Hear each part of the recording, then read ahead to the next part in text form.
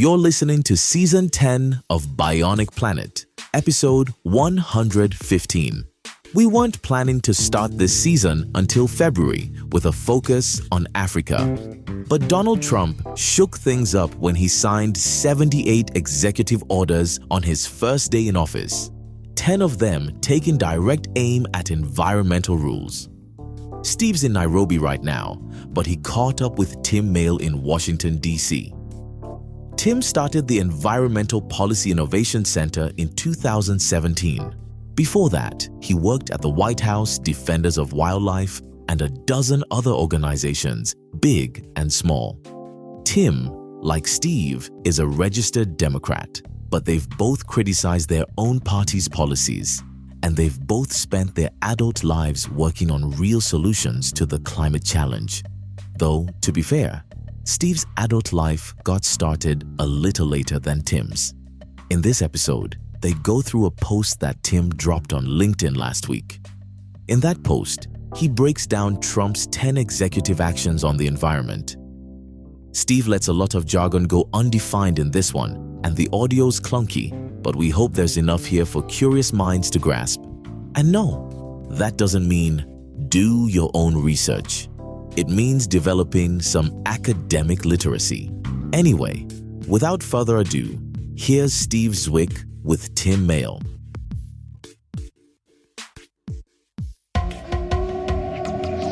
Man may be unwittingly changing the world's climate through the waste products of his civilization. There's a group of us now who are proposing that the Earth has actually entered a new epoch, and that is the Anthropocene.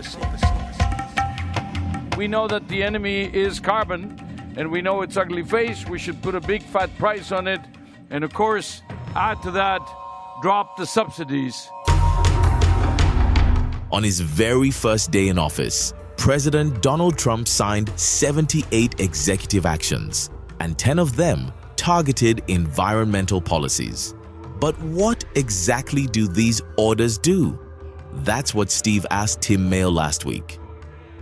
Yeah, so presidents issue things called presidential memorandums and executive orders and lots of other guidance. And basically, it's an opportunity for the head of the U.S. government to say, these are my priorities. This is how I want the agencies that report to me, the executive branch, to interpret existing law and prioritize opportunities that match up with where an administration wants to go. So the pace of executive orders waxes and wanes. This is certainly the most extreme number of executive orders that I think have ever been seen in the first week of a new administration. And they have to be consistent with law. You can't order something that is illegal in theory. Of course, you can order it and then it goes to the courts to decide, which is the determinative direction, and usually the law wins.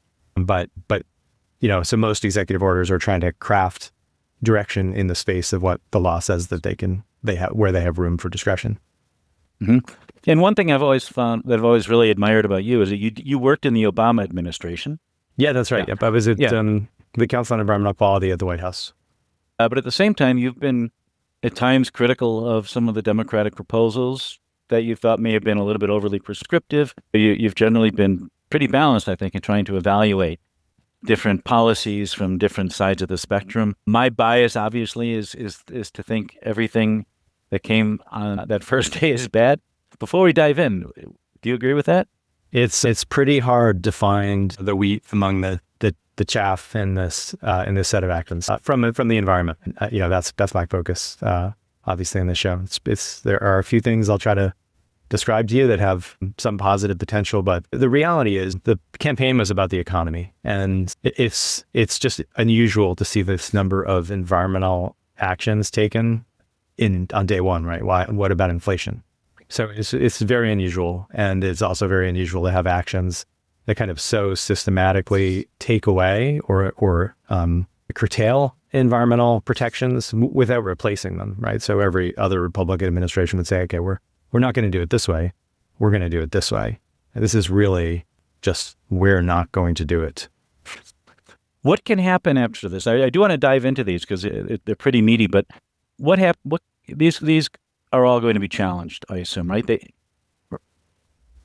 Yeah, so in some cases, executive orders can be challenged straight out of the block as unconstitutional or clearly in violation of law without someone being harmed, without an injured party that has, a basis for suit.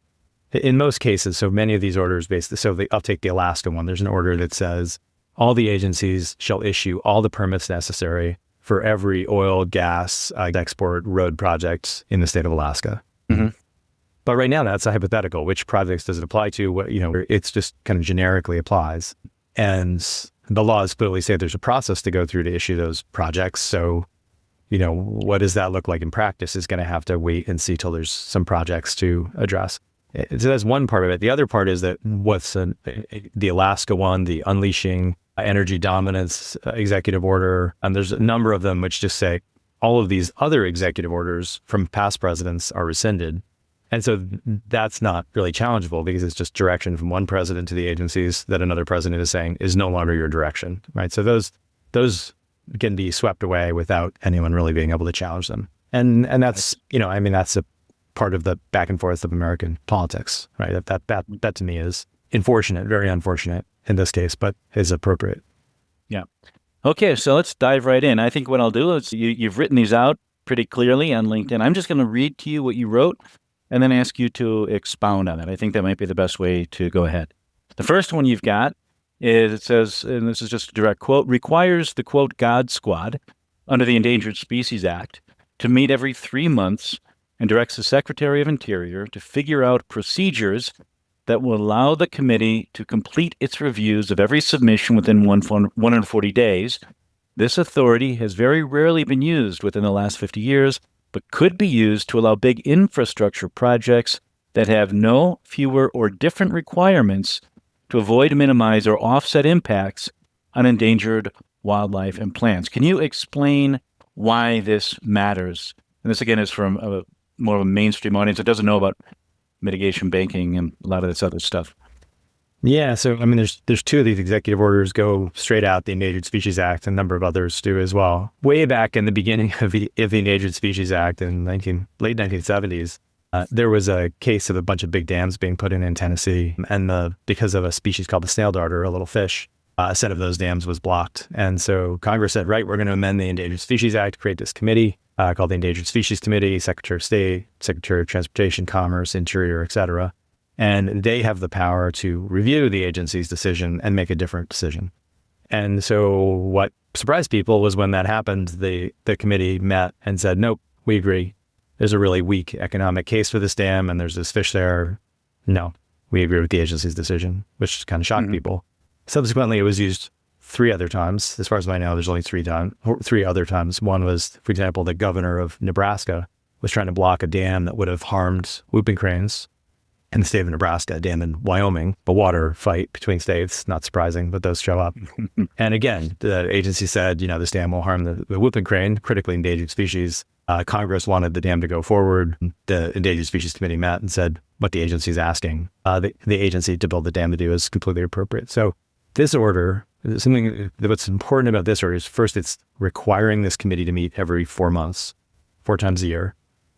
It is encouraging states and others to submit appeals. Basically, it's like an appeals body, effectively, like a court almost. Appeals for decisions that the Fish and Wildlife Service or National Marine Fisheries Service make around a project versus an endangered species. So it's encouraging the submission of those. And what's especially important is it's directing the agency to figure out, how do we process those appeals within 140 days? And I mention that because the committee has always operated under open government rules, so they have to announce their meetings, they have to let the public in the meetings, Right. They have to have hearings. It's a slow, cumbersome process, and it is very much occurs in the light of day. And so the way I read this order is it's saying you have to figure out some way to get through the process a lot faster, which to me reads fewer public meetings, fewer 30-day announcements in advance of meetings. And so you could see just a lot more action to bring stuff to this group of people to say, we think there should be a different call, a different balancing between the Endangered Species Act and the economy. That's what this is foreshadowing is a bunch of people who are much more likely to prioritize a development project are going to get the final say on conflicts involving endangered species. Yeah, and it's almost like the denial of service attack on the process, right? I mean, if I understand correctly, right? Because what they're saying is, okay, let's get as many people as we can to start making challenges. And then let's say you have to make decisions really fast, right? I mean, that's the gist of it. Yeah, the law is pretty limited in terms of who can, ask for an appeal of the decision. So that's a constraint. Another executive action here is directing a different outcome on California water management associated with fish there. The governor of California is pretty unlikely to request, that this body convene and make a different decision, including because they've developed a pretty workable solution for water management in California right now. Right. Do you have any idea how many people will heed the call to start filing these appeals? Is that going to happen, or are people not going to do it? I think it'll be a while before we know. Yeah, it'll be a while before we have, cases that are kind of ripe to bring to this body. Okay, let's go to the next one here. Directed the Army Corps to use general permits and emergency procedures under the Clean Water Act far more often, and the same for emergency procedures for permitting or consulting on projects under the Endangered Species Act. So this is related to the one we just talked about. Can you maybe first provide a little bit of background again, remind us of what the Endangered Species Act is and the Clean Water Act, and the role of the Army Corps, which is an important one. So President Nixon, right, a Republican, back in the 70s, his staff or Congress wrote a set of really important bills. One is called the National Environmental Policy Act, Endangered Species Act, I already mentioned, Clean Water Act, Clean Air Act. Again, some of those laws were written by the administration. They were put in place. They're considered kind of this landmark set of environmental laws. Significant bipartisan majorities of Congress, supported or subsequently, passed them again, reauthorized them a number of times. And there's procedures for permits and authorizations required under them. What this language is saying is that for the Clean Water Act, the Endangered Species Act, and the National Environmental Policy Act, NEPA, the agencies that do that work are meant to go dramatically faster for energy-related projects, except wind. And the specific direction here is that under all those laws, there are emergency procedures. So let's say a tornado touches down in rural Kansas. Emergency procedures exist, so somebody on the ground can say, we're not going to do that, we're not going to do that, we're not going to do that. We have to fix the water supply, get people housing real fast, and we're going to have a different way to do it. Legitimate emergencies. So what this order is basically doing is saying, use all those authorities, all those emergency procedures in order to prove anything related to energy, transmission, exploration, development, export, terminals, like liquefied natural gas terminals. So that's a lot. That's a lot direction to skip all the steps that Congress has ever, created for, permitting a very, very large number of activities, only energy-related activities across the country. Because we're in an energy emergency, not a climate emergency, I guess, right? Yeah, I haven't noticed. I mean, it seems like oil price is low and America's exporting more energy than you've ever seen in your life, and there's no lines at gas stations. So it's a little hard for me to see the emergency, but the president has pretty broad authority to declare emergencies. That will presumably be another issue that gets tested in the courts. Okay, something to look forward to. You mentioned NEPA, and that's also in this next one. But before I get into the next one, tell us what NEPA is. So Congress passed this law that said that the government is supposed to minimize harm to the environment. That's what the first part of NEPA says. It's the most important part, in my view, and the part that sadly no administration, Democratic or Republican, has ever explained in regulations. The second part of the law says, associated with that, you're supposed to document lots of information about what the harms are and the alternatives. Like, if you're going to do it this way, A, this is the list of harms. If you're going to do it that way, B, this is the list of harms. If you do nothing at all, this is what happens. And then the agencies are free to choose any of the alternatives. You don't have to choose the least harmful alternative, but you're meant to document them. So it only covers what are called major federal actions, and collectively, the federal government goes through about 100,000 of these decisions every year, but only about 400 decisions trigger the most significant review, what's called an environmental impact statement. There's about 10,000 that trigger a meaningful analysis called an environmental assessment. The rest are basically excluded, but there's still a process to exclude them. So you got a set of 400 really quite major analyses. Under the Biden administration, it's taken an average of about 2.5 years. I think it's 2 years and 4 months to get those agreements done, which is wicked fast compared to where we were pre-Obama administration. The Obama administration cut the time a bit. The Trump administration cut the time further. The Biden administration has cut the time further on those kind of 400 big project reviews a year. So that's what the National Environmental Policy Act is. It's got this trigger for, yes, this is a federal action. This is a major federal action. And now we're going to go through either, a big review, a medium-sized review, or a very scant review of the project. Okay. And I do have a couple of episodes that focused on the Clean Water Act and NEPA. I'll drop links to those into the show notes. I can't remember offhand which episodes those were. Let's get to the next one. Number 3, weirdly revoked President Carter's executive order on NEPA that told agencies to make environmental impact statements shorter, clearer, and more useful to the public. I assume this is because it also gave CEQ, that's the Council on Environmental Quality, that you used to belong to, direction to issue regulations under NEPA. Maybe first tell us what CEQ is, what its function is, and then maybe talk about this. Yep. So that same law created an office in the White House called the Council on Environmental Quality. And it's traditionally thought of as the environmental advisor to the president. And again, I'll reference Nixon. I think Nixon had that structure right. They had very senior people at CEQ who had direct access to the president and the West Wing. And they really did serve as the president's environmental advisor. And Democratic and Republican administration since have really not used the full power of CEQ to be a strong and close advisor to the president.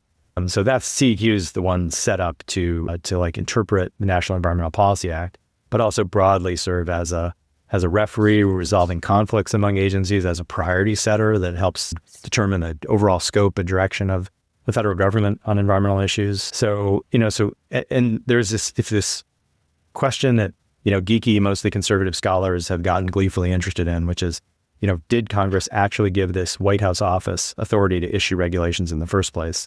And there was a ruling that happened earlier this year, whereas 2 circuit court judges said Congress never told CEQ that they could issue regulations. And so therefore, all the regulations they've ever issued since the 1970s are invalid. Like, wow. Okay. I completely missed that. For me, looking at this, so what this is doing is President Carter was the first one to tell the agency, issue regulations to make these things easier, because at the beginning it was a cluster. They were, things were all over the map, right? They said, make it consistent. So this is easier for the country, to deal with. And so I think this is actually an order that's directly not in the interests of the president. Because think about it, the office in the White House, right? What you're doing, and this is a White House that's showing great interest in expanding the power of the White House. So what this decision is doing is saying, instead of having the person who's the team that's closest to the president, in theory would have the president's interests most closely in mind, instead of having them issue regulations, we're going to take it away from them and we're going to give it to all of the agencies across the government. The other thing that these orders have done is they've said consistency, clarity, and certainty are really important to energy, but also to anybody building things across country. And they've made a second hit, because if CEQ issues regulations, the White House, very close to the president, issues regulations, they will be consistent across the entire federal government. Instead, they basically said all those agencies out there are going to have their own guidance and their own regulations, right? It's just a disaster when it comes to trying to figure out what's going on. I mean, if you look at the Doge Elon Musk effort, right, they're supposed to be cutting the regulatory scope, the number of pages of regulations, right? It's directly in contradiction to that. Let CEQ issue regulations, tell agencies they can only issue guidance, have everything work consistently. So, that's what this order is doing by taking away Carter's direction. And I think it's a academic issue that people haven't paid attention to the consequences of. And at the end of the day, I think it's harmful to the president and the White House to do this. But also to us, because maybe not to us with this president, but it means chaos. Yeah, exactly. Right. Yeah. It's just, and what could be, have you given any thought to what could have been the motivation for this? As I said, it's an interest of, a kind of geeky academics to take down, powers like this and look for dotted I's and cross T's. And so it's an opportunity to limit the scope of power of an environmental office. I just think they're not paying attention to the idea that this is an office of the White House, and this White House, all White Houses recently, have been really interested in expanding the power of the White House. And so, it's just very bizarre that they would prioritize weakening themselves, at a time like this. Interesting. Now, let's go on to the next one. Rescinded the executive order protecting ancient forests across U.S. national forests, and they created a national goal to restore forest areas in the U.S. where trees have been lost. So what's the point of this? So what I did with this post, there's a number of things that I didn't summarize here. For example, pulling the U.S. out of the Paris Accord. So kind of systemically, the executive orders go after everything that the Biden administration and Obama administration had done on climate. This is associated with an executive order that's doing that. And within the set of things that it's rescinding, in this case, it's an executive order on America's forests from President Biden that is being rescinded. It's basically saying, there was this effort to protect either, ancient or old growth forests, very old forests like the Tongass in Alaska and southern Alaska. So they're taking away that direction in favor of more logging in Alaska. That same order also says that America should have a goal to bring forests back. Good for carbon sequestration, good for biodiversity, often very good for communities, recreation, tourism, the economy. So I think it's taking away those goals as probably nobody's really paying attention to that. They're just paying attention to, anything that's got the word climate associated with it. So it's a broad and messy brush that they're painting across the forest landscape in a way that is pretty harmful.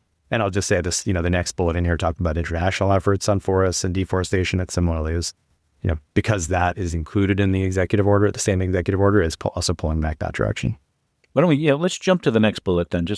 I'll let you just roll right. I'll read it out loud, but it's rescinded direction for U.S. agencies to expand international work and cooperation to fight deforestation.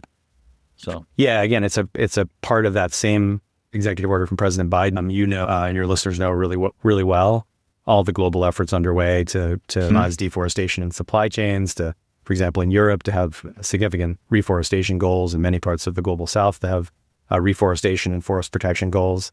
Many of those efforts need money or financing. They definitely need international partnerships and cooperation, especially around supply chains. So this order doesn't directly prohibit U.S. agencies from participating. It just pulls the kind of rug out from under them in that they used to have a pretty good North Star, and it's taking away that North Star or nice stars. Well, that's kind of similar to what was happening with the Clean Water Rule, where the objective, they're like, well, we can't rescind the Clean Water Act, although in the end they kind of, but initially it was let's kind of go after these obscure little rules that nobody understands. Yeah. To undermine this stuff rather than.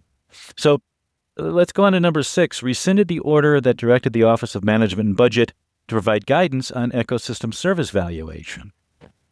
Now that's tell us a little bit about this, and then I'll follow up with some questions, because that one kind of surprises me too, because again, it's this messy brush of anything associated with climate. The same directive has a significant focus on climate, but it was putting, the Office of Management and Budget and other federal agencies in a place of providing what I think ultimately, it'll take a while, but would have been really useful guidance on what are the environmental services that are most important to America? How big are they? How do we actually, quantify their benefits and standardize approaches to that valuation so that they can be, more useful to Wall Street, to Silicon Valley, to Main Street America, right? To understand really what's the consequence of losing a forest, what's the scale of benefits of flood risk reduction from an ecosystem upstream or a wetland upstream for a downstream community. And it was a good thing. It still is a good thing to have guidance on how to do that, consistently and cost effectively.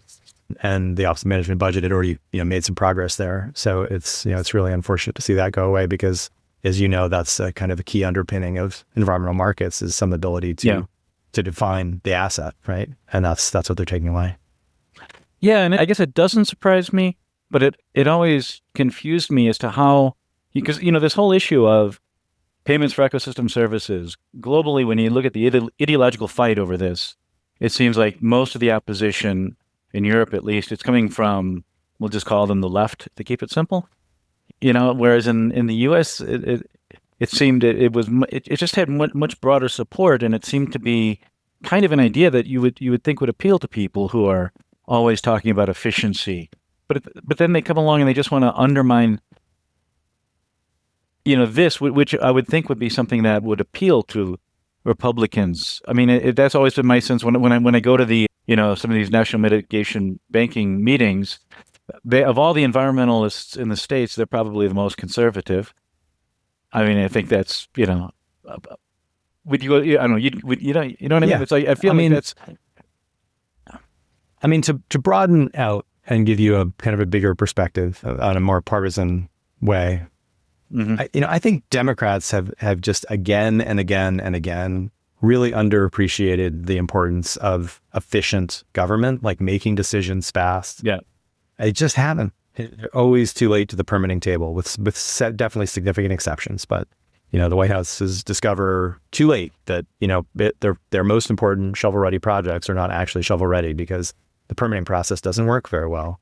Right. That's consistent. It goes on again and again and again. They just don't put the capacity of people and prioritization on permitting so that all these environmental programs work efficiently toward these public goals. What Republicans too often do, and again, that is a broad statement with so many exceptions because there's awesome and fantastic environmental leaders on the Republican side of the aisle. Mm-hmm. But especially this administration is that they forget how much Americans really, really like clean water and really like biodiversity. And what I see, especially in this set of executive actions, that is very different from what I saw from the Bush administration or other previous Democratic or Republican administrations. They usually take care to think about unintended consequences of what they're doing and try to narrow that, right? And this just seems like a very broad, we're sweeping all of this stuff away. And I just feel like it's an example of overreach that will turn around and bite them when Americans are like, we actually want wetlands. We want to be able to raise our hands and object to a project going through, eminent domaining cornfields in Nebraska to put a gas or an oil or a transmission line, through the middle of the country for which they get no benefit. Raise their hands and say, hey, you've got to make us whole in some way. You've got to do something positive. This is basically sweeping all that away and saying, you don't matter. Your community doesn't matter because there's an energy project somewhere else that does matter more. And we don't even want to give you a voice, right? You can't even raise your hand and say like, build that thing, but you have to do something to make me whole, right? Like that, the compensatory actions, right? Like that's what they're forgetting is that, people actually have a legitimate claim, right? To be a party to these projects and to be able to say, there's something about this that isn't great for us. And we'd really like the choice to be somewhat different, right? That's just getting swept away. Yeah, let's just hope it bites them before it chews the rest of us up and spits us out, because it can take a while for people to realize what's happening. Number 7, rescinded direction to federal agencies to report and act on ways to expand the use of nature-based solutions. Yeah, again, this is another executive action by the Biden administration that got hit by shrapnel of this broad brush sweeping away anything related to climate. It was a directive embedded in another climate action, and again, nature-based solutions, not all but many, are quite cost-effective. Reforesting wetlands and streams being great examples. Coastal restoration in Louisiana, way more cost-effective than walled levees for protecting New Orleans. And so again, there was reasonable, like pretty boring directives to agencies to get better at this. Traditionally that would be something that people would completely ignore and be careful not to tip over. And this is, tipping it over. And I mean, just to be fair to this administration, they can of course do something next week, right? That set new direction. So I can be a slight optimist and say they'll get back to this and they'll put something in place that directs, an expansion of nature-based solutions, right? They could do that. The president appointed an environmental advisor, and his name Ed something. His name's just spawned into my head. Ed Cause maybe. And he's an example of somebody who's helped the Trump business do very good restorations and enhancements of environmental features in the past, right? Like somebody like him could come along and say, hey, we should really dig in on this and make America great at restoration. Okay, well, there's a little straw to grasp onto. Let's go to the next one here. Number 8, required all agencies to develop action plans to change or eliminate all regulations, orders, guidance, policies, settlements, or other actions that hinder or slow down U.S. energy production, except offshore wind energy, permitting and leasing, which is suspended completely and agencies are directed to add policies to slow down. That's a big one. Yeah. So, apparently wind is really in the doghouse. Yeah. And Why? That's because the it's order. renewable? Yeah. The order leaves with offshore wind. I think the president has decided he doesn't like to look at, giant white towers on the distant horizon for some reason. Well, he sue he sued in the UK because there was a wind farm off the course of one of his golf courses or something. Scotland, yeah, that's right. Scotland, yeah. So it directs the suspension of the offshore wind efforts that the previous administration and many states have started. Many states are gung-ho about, getting their own energy supplies, right? Like states that don't have oil and gas can start producing more of their own energy. It's a pretty exciting prospect from my perspective. If you want Virginia energy dominance, right? That's what it's going to come from. So stop that, but the order also directs a review of all wind energy related programs, by mostly what's probably the Bureau of Land Management and Department of Interior. But yeah, this order is basically saying, look at every single thing, all those laws I mentioned before: Endangered Species Act, Clean Water Act, Clean Air Act, National Historic Preservation Act. That was really one of the biggest ones that I'm surprised not to see mentioned by name in here. Look at all those things and eliminate every requirement that slows down, energy. So obviously there are some legal things you have to do, right? Congress has passed all these laws. So there's clearly a bunch of work for lawyers coming up in the near future in courts. But there's two orders, the Alaska one I mentioned, and then this more general one around energy that direct agencies to do this, come up with these plans. So what you can imagine those plans saying is, okay, we're going to rescind this regulation, that guidance document, and that guidance document. They're going to have to replace it with something. You can't, in theory, you can't just ignore all the laws, which is kind of the way you would read this. So between the space of ignore all the laws, make it all go away, and what the law says we have to do is what agencies have now been, thrown as a massive workload at a time when they're also being told we're trying to eliminate 30% of your staff. So, good luck with that. Denial of service attack is the thing that keeps coming to mind there. And then the next one is the one you just alluded to: suspended about a dozen policies or decisions related to energy production and roads in Alaska. Anything you want to expand on that one? Yeah, so there's obviously been a lot of public support for protection of the North Slope of Alaska, the very kind of northern swath, great wilderness areas. So this order kind of rescinds everything associated with protecting parts of that area, directs the expansion of efforts to make sure that the Trans-Alaskan pipeline has enough oil in it to be viable, right? If it gets too little oil, it starts breaking down. Its ability to keep transmitting oil breaks down at some point. There's projects associated with the National Park Service and energy development in a part of the Yukon River Basin. So it's directing full speed ahead on that work. It's directing full speed ahead on liquefied natural gas exports and pipelines to bring liquefied natural gas exports to, southern Alaska. Directs support for every effort to maintain roads across Alaska, directs the rapid completion of a road through National Wildlife Refuge, which is a longer story, but that road and then another road associated with access to oil fields. So again, it's kind of everything across the board. Clean Water Act is wrapped up in here too. It directs the Secretary of the Army to look at navigable waters in Alaska and figure out how to make sure those navigable waters are under the control of the state, not the federal government. So it is broadly kind of everything goes associated with fossil fuels in Alaska. And there's some direction actually on forests wrapped up in here as well, associated with the protection of forests in the Tongass. How has this one been received in Alaska? Has there been any pushback yet, or is it just something people don't even? Yeah, I don't know. I don't Okay. know. Yeah, I assume there's lots of support for the industry across Alaska. I was interested to see one of the directions in here is a direction to deny a request from Native Alaskans for the establishment of a sacred site. Right? So there's also Native Alaskan tribal issues wrapped up in here. So I don't know how this plays, in Alaska. That'll be one to keep our eyes peeled to see how that one develops. And the final one makes thousands of policy influencing career federal jobs into a new category of employment that is subject to different performance requirements and dismissal if they fail to, quote, faithfully implement policies of the current president. Yeah, can you explain this? Can you explain this? I can try. Yeah. But I am not. I am not an employment law expert, and you've probably heard about this as Schedule F, right? The name for it in the last administration at the very end was Schedule F. This, didn't. this No, directive. This directive renames Schedule F into policy influencing. That's okay. Or, So policy / career jobs.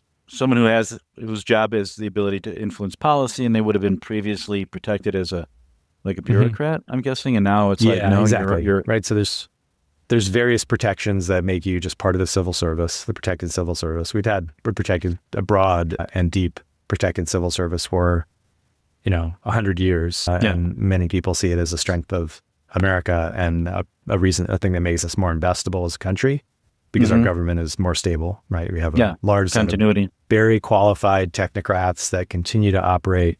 They get shifted like an oil tanker, get shifted by the captain, right? But it is not a dramatic left-hand, right-hand turn that is hard to keep track of, right? That's one of the features of having a civil service. And there's a whole set of actions directed federal employees, which are spreading really hardship and grief and just fear across way too many people and families. But at the core, what they're trying to do is restore kind of merit and performance.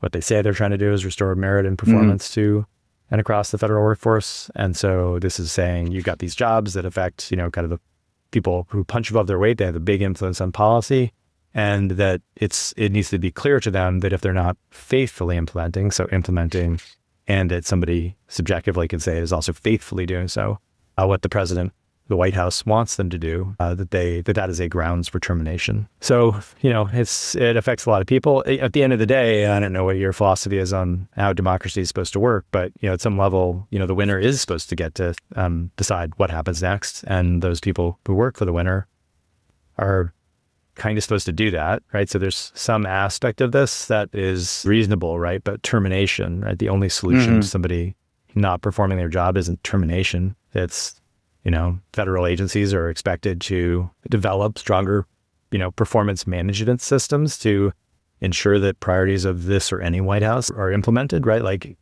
But they went right to termination, which is, is getting a lot of news right now with the DOGE teams, the Department of Government Efficiency teams, being placed in every federal agency. And those teams are a lawyer, an HR person, an engineer, and a team manager, and looking for, significant numbers of federal employees to cut. And, news of those terminations or ends of, temporary probationary employees, all sorts of categories of people who aren't, kind of fully vested and protected in federal service. That's already well underway, unfortunately. Yeah, I'm going to ask you to elaborate on that a bit, because I'm out of the loop on, I know what I've read in the newspapers and that's about it, but maybe just kind of elaborate on what the DOGE teams are. You just kind of talked about it, they're basically like little hit squads going in, and they're saying, and if you're not doing what you say you should be doing, you're basically done. This is the whole thing about let's trim down government. Right. They're in theory trying to find, $1 to $2 trillion of savings, and which is of course impossible because of defense spending and Social Security spending. And so, there's some aspects. So the DOGE office has been plopped down on top of something called the U.S. Digital Service, which was an amazing creation in the Obama administration that brings, digital innovation into government, and is in my mind one of the bright spots of the federal government for the last decade, full stop. So it lands it on top of that like a giant high-rise building crushing a small dog in a park, right? And says this is the new purpose of this office for 18 months. It's a temporary creation, and so they're trying to find all sorts of efficiencies. So one part of what DOGE is doing is actually it continues to support that U.S. Digital Service mission. It's directing kind of far more significant effort to optimize how the government uses technology to provide public services. And I support that language and that part of what they're doing. And I see enormous benefit that could come from really a digital and a technology transformation. And think that the Democrats really missed the ball on that at the top level. Plenty of leaders within the party and especially at the state level. But that's one part. The other part is, we're going to make massive cuts into the federal workforce. So that's the other thing that they're leading, and that seems to be what they're putting more effort into at the moment. Then, and a lot of these people too, as I perceive it, tell me if I'm wrong, but in these government positions, these technocrats, they're essentially guardrails. That's the role they serve. They're not in positions where performance can be easily measured. It's not like a tech company where you're trying to innovate and create something new all the time. You're kind of just trying to keep things in order. And that's the kind of thing where being quiet is a good sign, right? I mean, I guess I feel like this is, there are certain systems and personality types that are in government because they're drawn to stabilizing, and kind of keeping things in order and respecting. I know enough people in the State Department, at least, who they respected what the new boss said. They went out, they negotiated on behalf of of each new administration, even if they disagreed. But at the same time, you need someone who's going to say, no, this is a step too far, right? There's got to be someone, who says, no, I'm not going to do that. Right? I mean, I guess you know what I'm getting at here? I'm just trying to. Yeah, I guess it's. Let me make a different point, which is I look at what Governor Youngkin has done in Virginia in terms of transforming permitting processes, delivering massive savings and crazy reductions in permit timelines. I don't know what he's done, so I won't get this example right. But for example, if you want to be a hairdresser in Virginia, in many states, you have to get a license. And they took the average time it takes to get a license from like 120 days to 12 days, right? Okay. Like, why should it take 120 days to get permission to cut somebody's hair, right? Right. Yeah. And so they're very, very transformative approaches and built systems, technology systems, to keep track of where every decision is. And they have built a system that allows for that set of employees involved in authorizations, permits, licenses, to be held accountable for flow of work, right? Like if somebody's not producing a document, approvals or denials, right? Like you can see that in the system they have, and you can talk to them about it. That to me is what success looks like in this space. And I do think it's appropriate to have performance criteria for many types of federal employees. Okay. And I do think, to your point you're making about like people needs to say no, absolutely, right? Somebody needs to say, no, that wouldn't be legal. I can't do it that way, but I can do it this way. And people are amazingly creative. There's people across the federal government who are very creative at saying, well, you've told me to do it this way, and that's not legal. It's not going to last. If I do that, you're going to get sued. But there's this other way we can do it that achieves your goals. And I think that's really what they're missing. And they're kind of missing that it's possible for people to suspend their personal, views and just do their job, right? Like just do your job. Yeah. Most people, that's the way they live their lives. They do their job. They're professionals, right? It's the very definition of what it means to be a professional. You're a basketball player, you go practice. You're a professional basketball player, you go practice, even when you're tired and you don't feel like practicing, right? Like that's what it means to be a professional. And they're kind of missing the point that they have hundreds of thousands of professionals that work for them, and they are basically faithfully doing what they are told to do all the time, regardless of who they voted for. It doesn't matter. I think the one other thing I want to say is that in these first moments of an administration, right, we're at day 5, 4. Yeah. It feels like a year, but it's really only a few days. At the beginning, most of the actual long-term employees, the appointments are not there yet, right? Like, the cabinet hearings are still going on in the Senate. There's thousands of low-level appointees that haven't even shown up yet as names on a list.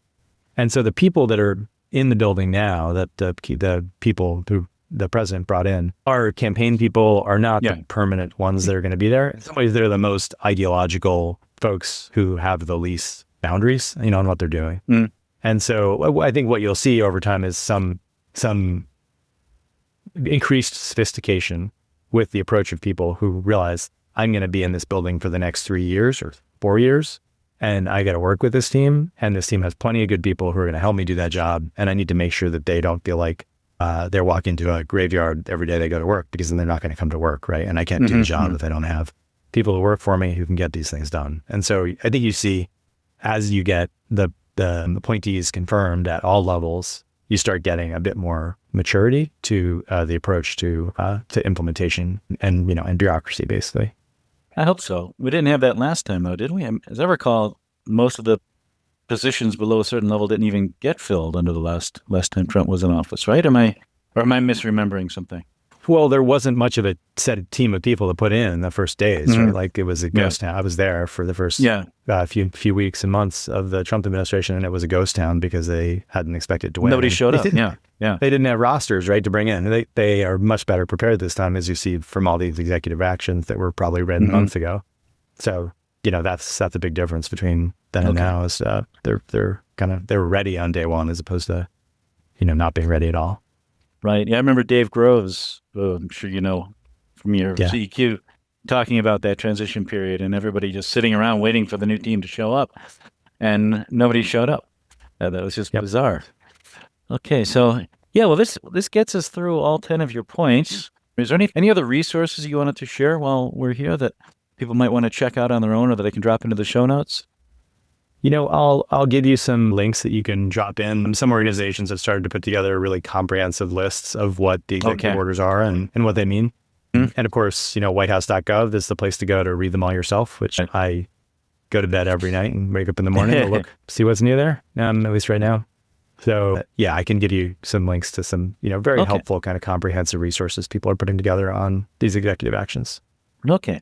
Then anything else you wanted to add in here, or do you think we hit all the important stuff? Anything you wanted to say in a closing? I just can't emphasize enough, Steve, how unfortunate it is that an administration would choose to have such a negative agenda around the environment, around clean water, and biodiversity on day one in the first week. And it's really unprecedented that would be the case, that it would be so one-sided. And if you look at Americans' interest in dealing with climate change, it is very significant, bipartisan, real, and growing. Yeah. And so to see this kind of really one-sided approach to things that are, going to address that priority, it's pretty hard. And the other part of it is the future, right? Which is that if you look at our competitors around the world, they are building economies, right, that are increasingly based on nature and nature-based services and climate risks and climate solutions. The future. Like China's got wind, right? Like there's a lot of places in the world that are building offshore. Europe is done much better than the United States in offshore wind. And that's what energy independence looks like in the future. I mean, oil and gas runs out. Wind is there forever. Solar is there forever. So it just kind of looks stupid. It looks like we're setting ourselves back, putting ourselves behind on a long arc of competition and collaboration that's going on around the world that, risks, setting America back. I mean, it's just, the future is not in coal use. The future is in wind and solar and renewables. It's just, there's no one who thinks that's not true other than kind of short-term investors, right? Like that's the only space that is not the case. So it just looks, like kind of childishly short-sighted. That's Tim Mayle wrapping up this episode of Bionic Planet. If you want more and better episodes, then pay for them by becoming a patron at patreon.com/Bionic Planet. That's patreon.com/Bionic Planet. And Bionic Planet has no dots or dashes. It's all one word. patreon.com/Bionic Planet. As if to challenge or prove the additionality principle, we'll continue to drop these as long as we can, but not in a way that makes an impact unless someone steps up for us. Until next time, I'm Jason Koinang for Steve Zwick in Nairobi.